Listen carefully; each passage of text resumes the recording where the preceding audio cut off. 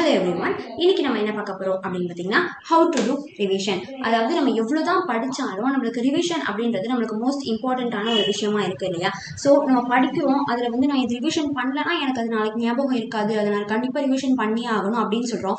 சரி, ஓகே, அந்த ரிவிஷனை நம்ம எப்படி பண்ணுறது அப்படின்றத இந்த வீடியோ நம்ம பார்க்க போகிறோம். ஸோ இதில் வந்து நம்மளுக்கு ஃபர்ஸ்ட் என்ன அப்படின்னா, நம்ம என்ன ரிவிஷன் பண்ண போகிறோம், நம்மளுக்கு என்ன எக்ஸாம், நம்ம என்ன ரிவிஷன் பண்ண போகிறோம், எப்போ ரிவிஷன் பண்ண போகிறோம் அப்படின்றத ஒரு ஸ்டடி பிளானை நம்ம ரெடி பண்ணி வச்சுக்கணும்.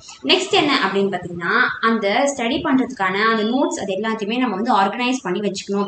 ஸோ நம்ம வந்து உட்காந்ததுக்கப்புறம் அந்த நோட்ஸ் இல்லை இந்த நோட்ஸ் இல்லை அப்படின்னு சொல்லிட்டு இல்லாமல் எல்லா நோட்ஸையுமே வந்து நம்ம ஆர்கனைஸ் பண்ணி எடுத்துட்டு வந்து நம்ம கிட்ட வச்சுக்கணும். நெக்ஸ்ட் என்ன, ஜஸ்ட் கீப் ரீடிங். ஏன்னா நம்ம ஆல்ரெடி அதை வந்து படிச்சிருப்போம், ஓகேவா? ஸோ அதை வந்து அகைன் அதை மெமரைஸ் பண்ணணும் அது அப்படின்னு இல்லாமல் ஜஸ்ட் அது ஒரு ரீடிங் பண்ணாலே அது நம்ம மைண்டில் வந்து நம்மளுக்கு ரீகால் ஆகிடும். நெக்ஸ்ட் என்ன அப்படின்னா, ப்ரீவியஸ் இயர் கொஸ்டின் பேப்பரை வந்து நம்ம ரிவிஷன் பண்ணணும். ரிவிஷன் பண்ணுறதுலேயே மோஸ்ட் இம்பார்ட்டண்ட்டான விஷயம் என்னன்னு பார்த்தீங்கன்னா, ப்ரீவியஸ் இயர் கொஸ்டின் பேப்பரை ரிவிஷன் பண்ணுறது தான்.